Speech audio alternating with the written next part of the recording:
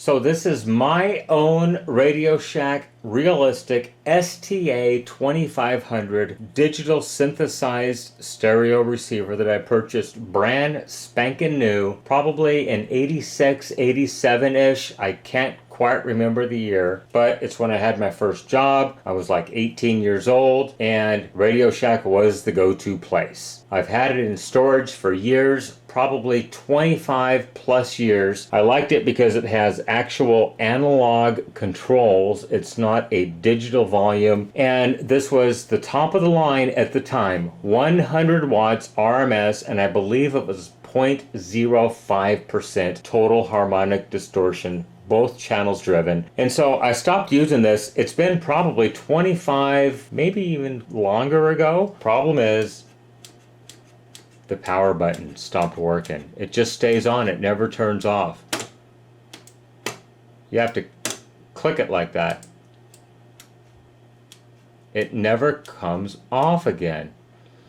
And so I just gave up and I put it in storage. I replaced it with something else. I'm not even sure what. I think I bought a Sony 125 watt receiver at a swap meet one day. It was 80 bucks. It was at the Santa Ana swap meet. This is probably back in, 1995 or so, and I've been using that ever since. Of course, I've upgraded a couple times. I've got a couple Dolby digital receivers I've used in the meantime, but I want to use this on my test bench. I want to get rid of the Sony stereo that you see sometimes sitting up here on top of my test speakers. The only reason I don't like the Sony is it does not have a phonograph input, so I can't use a magnetic cartridge on this receiver. I have to drag another receiver out to hook it up and use it. The old Radio Shack receiver has two phono inputs, phono 1 and phono 2. So that's why I want to get this one going. So I want to just try to figure out if I can repair the power button. It's actually working right now. If I can repair the power button quickly and easily. I have a couple of power switches that I've been pulling out of units over the years, always meant to put into this thing, and I've just never gotten around to it. So I've got a couple extra hours tonight. I thought I would dig into it and see if I can get this thing up and running once again. So looking down in here, it's definitely not the biggest, it's not the baddest. It's 100 watts per channel, and it did a fairly good job of delivering that, but I want to go ahead and see if I can get to this power switch over here. So let's just take a quick peek around this thing, look at the output transistors in here. It's got a pretty good size heatsink for the day. Remember, this is mid-80s, it's not 70s equipment. A smallish power transformer over here, not the biggest, once again, not the baddest, but it did the job. So I'm going to go ahead and pull this board off. We'll take a peek underneath and look at the capacitors and see, are they using halfway good capacitors? Maybe Nichicons? I don't know. Let's pop this board off and we'll see.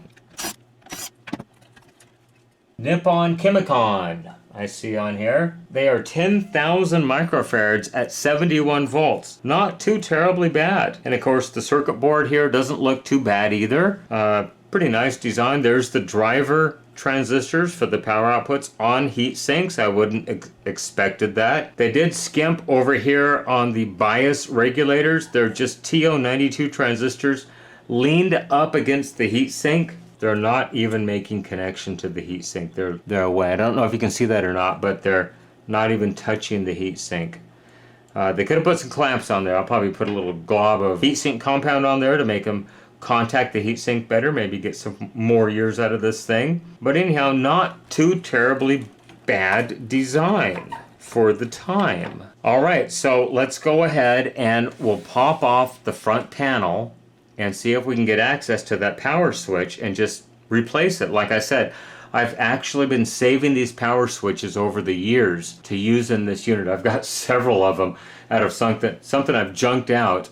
I just pull the power switch out and save it, thinking, one day I'm going to fix this thing. Well, today's the day. Alright, so I've got the bottom panel loose, and I noticed this date code right here. Radio Shack love to use these things. 1A5, January of 1985 is when this unit was manufactured, which means I probably purchased this thing about 6 months later, June, July, somewhere of 1985. Circuit board doesn't look too terribly bad for the day. Not bad looking. I mean, everything looks pretty well laid out.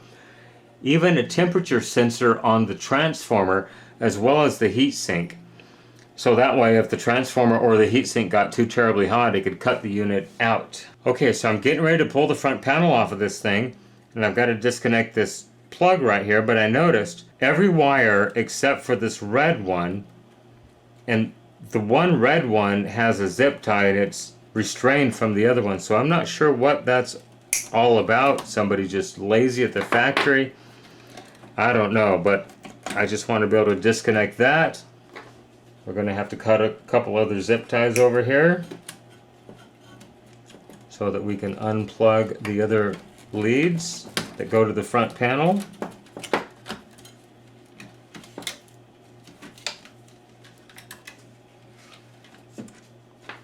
Clip one right here. And it looks like this plug just unplugs, and it does. Awesome.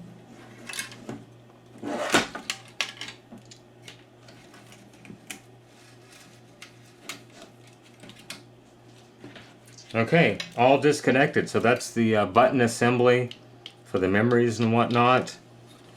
And that's the power indicator LED over here on the far left-hand side. That's that one lead. Now we can actually get to the power switch, which is located right here. Yep. Even with the front disconnected, it's still bad. You just got to pull it out. That's the secret. All right, let's go ahead and change it.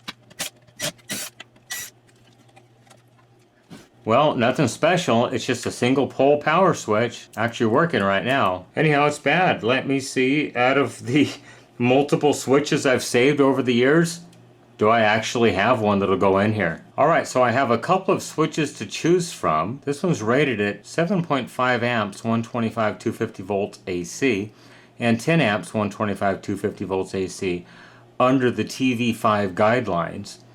5 amp slash, what is that? 80 amps? 250 volt, that's the UT85 guideline. And then I have a second one over here.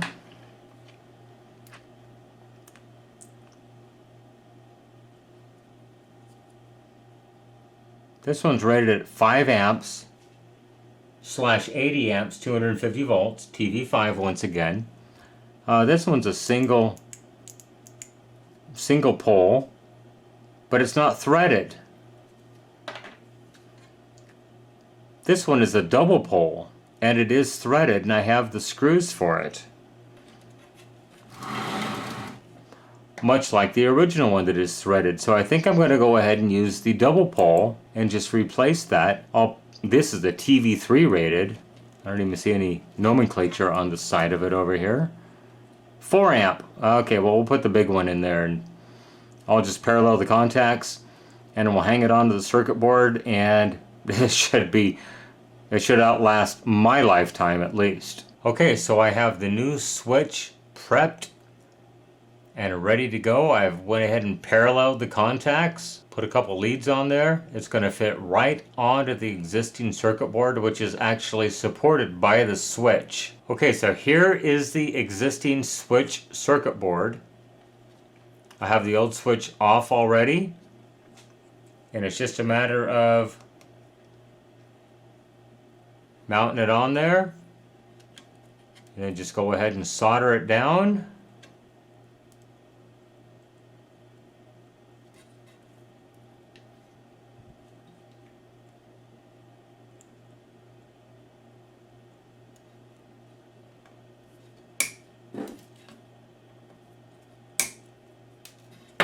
There we go. And straighten it up just a tad because it is loose wiring. So it's parallel contacts mounted up to the board, and just let's see if the screws are going to go ahead and reach now. Okay, so the switch is mounted. Let's put it together and fire it up for the first time in probably 25 plus years. Okay, so this is like those barn find videos where you find like a classic 64 Corvette that's not been started in 30 or 40 years. So here we go. I heard the speaker relay engage. Well, it certainly shows that it's tuning a signal.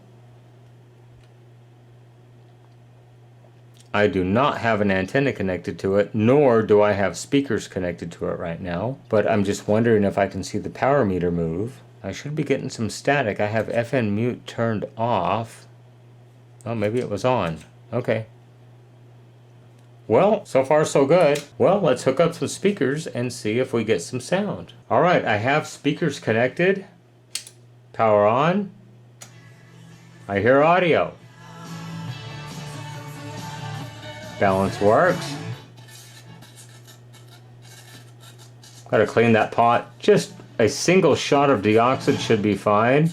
Alright, so let's just turn it off. We'll give it a quick shot of DEOXIT right here.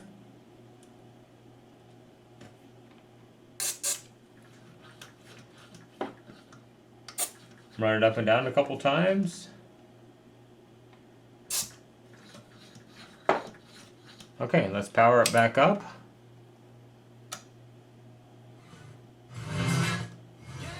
Much better. Not getting that resistance on the low end of the pot anymore.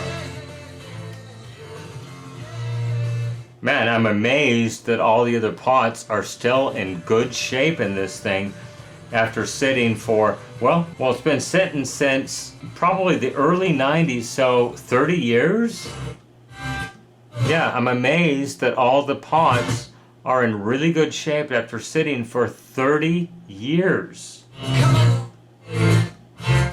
But it's working great. So it looks like I have a new bench test receiver that actually has phono input so I can test turntables. That was the thing that I was lacking. I used to have to drag out this other old receiver that I had and connect it up so I could test a turntable. But the problem was the tuner didn't work very good in it, so I couldn't use it just to listen to music casually. Okay, so I've got it back together, and I noticed if I turn the volume to the right channel, the volume is very low. But if I reach in here and I move the speaker relay,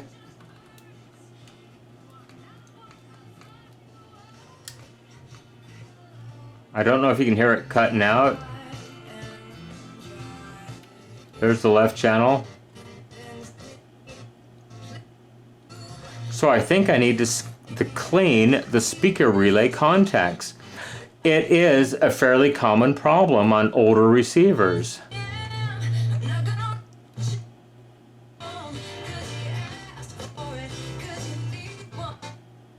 There it is, completely out. What's the right channel doing? The right channel seems to be okay. The left channel is really intermittent. So let's pull the speaker relay out. That's nothing.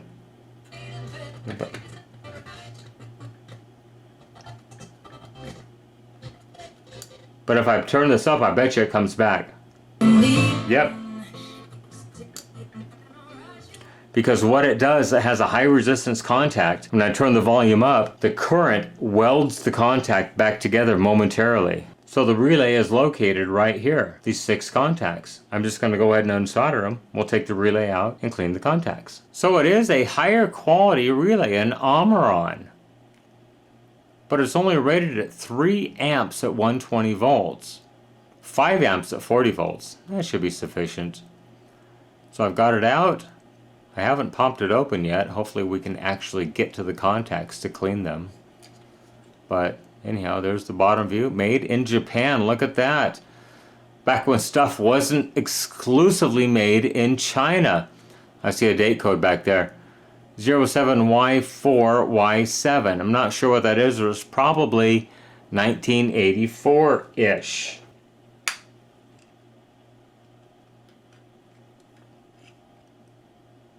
Oh, there are the contacts right there. Look at that. So to clean contacts, especially if this is a gold flashed relay, the best thing to use is a piece of paper to drag across the contact and some kind of a solvent. Well, I have acetone, so we're going to use some acetone and a piece of paper.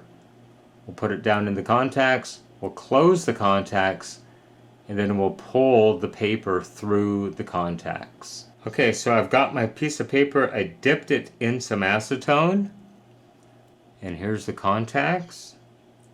Just going to close them and pull it through.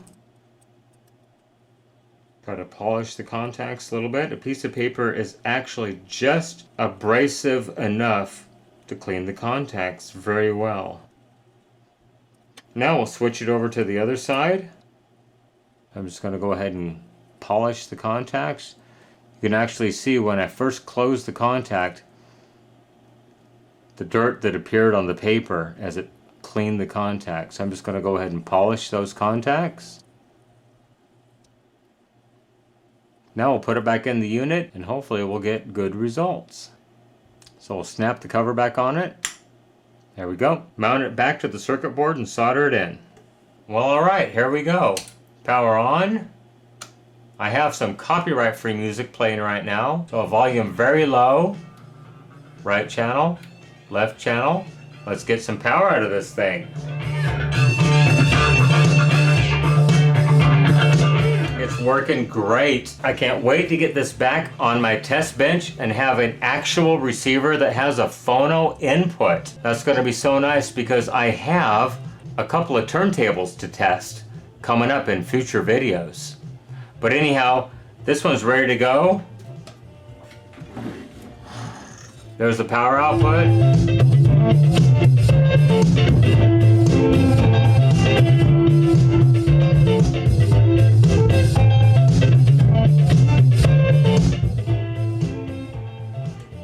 Working absolutely perfect. Like I said, I can't wait to get this one back up on the bench and get some turntables tested, get some videos on them, get them ready to go, shipped out back to their customers. So I want to give a sincere thank you to those who have supported my channel with a donation via PayPal or by having me repair your unit. If you enjoyed this video, please consider subscribing and liking this video. It really helps my channel grow. You can follow me on social media, Facebook, Instagram, Twitter at NorCal715. You can email me, norcal715videos@gmail.com. Go ahead and leave me a comment, a question, a concern down below. I try to read all the comments and respond when I have time. Remember, with your help, we can keep these things out of the landfill, out of the recycle bin, and out of the e-waste facility. Everybody, thanks for watching this video. I really appreciate it. Have a great day. Bye-bye.